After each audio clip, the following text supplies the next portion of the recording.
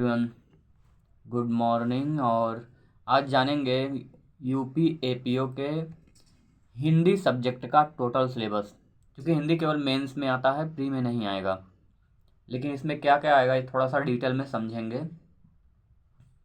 तो इसमें पहला है निबंध, 1000 शब्दों का, 1000 वर्ड का निबंध लिखना है।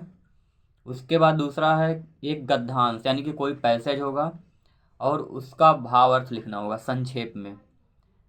और फिर उसी में उस पदों का अर्थ स्पष्ट करना होगा। उसमें कुछ ऐसे लाइन होंगे, अंडरलाइनिंग होंगे, उसको स्पष्ट करना होगा उसका अर्थ। और उस गद्यांश का, उस पैसेज का हमें टाइटल यानी कि शीर्षक देना होगा। और पर्यायवाची, तीसरा है पर्यायवाची। चौथा है शब्द अर्थ वाक्य प्रयोग, शब्द होंगे उनके अर्थ लिखकर वाक्य प्रयोग करना होगा। पांचवा है विलोम शब्द। छठवां है शब्दों को शुद्ध करें, कुछ अशुद्ध शब्द होंगे उनको शुद्ध करना होगा। और सातवां है शब्दों के तत्सम, तत्सम लिखना होगा कुछ शब्दों के। वाक्य को एक शब्द में लिखें, कोई वाक्य होगा, कई सारे वाक्य होंगे, उनको एक शब्द में लिखना होगा। 1 वर्ड सब्स्टिट्यूशन जिसे हम इंग्लिश में कहते हैं, वही यहाँ पे है।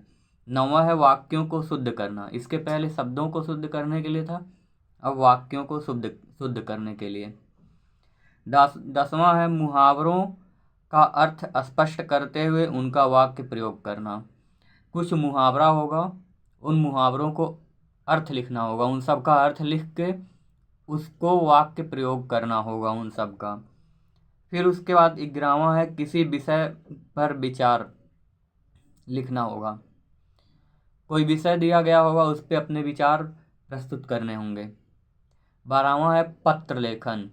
यहाँ पे कमर्शियल लेटर आता है, जैसे कि किसी प्रिंटिंग प्रेस को अपना लिख के अपने समाचार को पब्लिश करवाना, या फिर कोई और प्रशासकीय शासकीय लेटर लिखना होगा।